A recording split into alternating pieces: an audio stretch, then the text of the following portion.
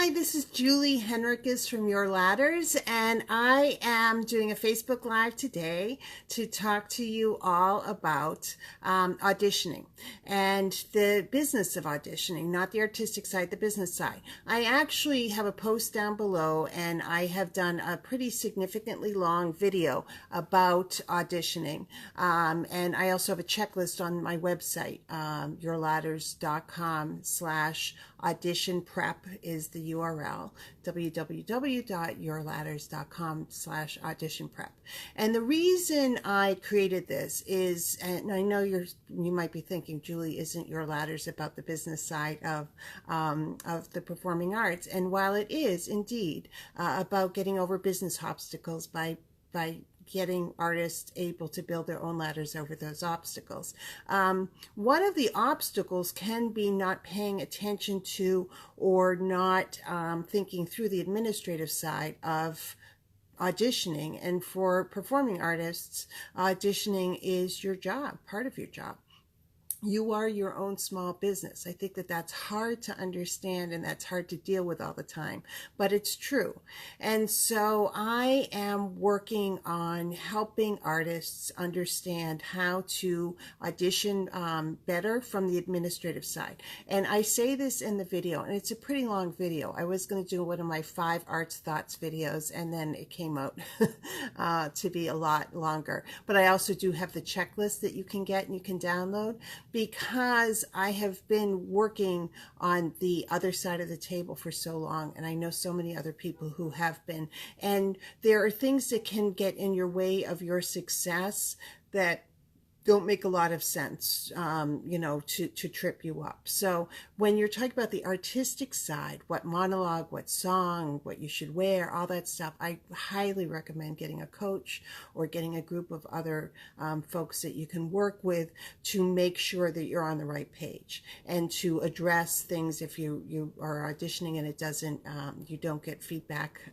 quickly, then that's something you can talk about as well. But I'm looking at the administrative side. So while I'm Facebook Living and just telling you about that, let me just go through 5 of the things that I talk about at length in the video. And there are more. And again, if you go over, you can also get the download of the checklist that I created around this as well. I like checklists. I don't know about all of you, but I'm a checklist kind of person. So one of them is about your headshot and your resume, and making sure that your resume is trimmed and fits your headshot. And this is a simple thing that can trip people up. Also, make sure your resume is secured to the back of your headshot so that folks can read it, flipping over from both sides. I also talk in the video about some of the things that you could think about when you're looking at your resume. But that's a big one, is make sure that people can read see your headshot, flip it over, and see your resume, that it's adhered with a glue stick or stapled on all 4 corners. Second thing that I want to make sure that you remember, so as you're looking at this at some point, double check that you have your contact information on your resume. This happens, and this happens across all different paths. But sometimes you work so hard at formatting and getting all the information on that you forget to put your email and your phone number on your resume, and that's not good, because you don't want to do anything with your materials that get you in the maybe pile. And things like that can get you in the maybe pile because they'll have to do work to find that contact information. So just double check that your information's on there and that it's accurate. Also, if you are a student and you're graduating soon, make sure that you have your current email, like a non-student email on there, so that if they pull your headshot out in 2 years because they remembered you and they want to use you, they can find you easily. So that's a good tip as well. Other tips. Make sure you read the directions when you sign up for an audition, that when you sign up, you can go to the time that they need you, that you can make the call. So if they're calling you an hour and a half or 2 hours before your audition time, make sure you can make it an hour and a half or 2 hours ahead of time, because frequently, especially depending on the type of audition, it can be a machine, and you want to make sure that you're feeding the machine, and you're not, you can get seen. And if you're coming too late, you may not get seen, and that's not a good thing. And the last thing I'm going to just talk about and share with you on this Facebook Live is that you should audition. You need to show up. This is part of your job as a performing artist, and it's really hard, and I know it's hard, and I know that it can be demoralizing if you don't get cast and all the rest of it. But here's the thing. It's a long game.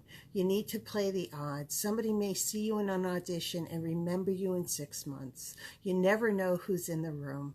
And this is how you can be present, and you can feel better about having done something towards your art or towards your work, you know, on that particular day by auditioning. It's a big deal. So I encourage you to audition. Don't count yourself out. Don't say they'll never cast me. They never cast me before. They're not going to be interested in this, whatever. Make sure that you show up and you audition. Take that, you know, don't get in your own way of success by counting yourself out. Your work is important, and it's hard, and I know it's challenging. And one of the reasons that I created Your Ladders is to help folks who may be thinking about starting creating their own work or working with a small and fringe company. They don't have the administrative skills to deal with some of that. And Your Ladders are resources and classes that can help with that part. But in the meantime, if you have an opportunity to audition, audition. And go to yourladders.com/audition prep and download the checklist and watch the video, and that may help you.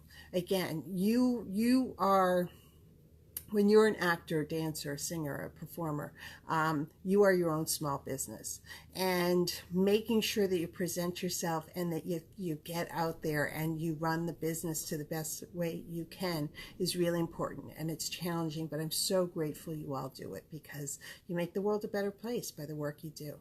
So thank you so much for tuning into this Facebook Live.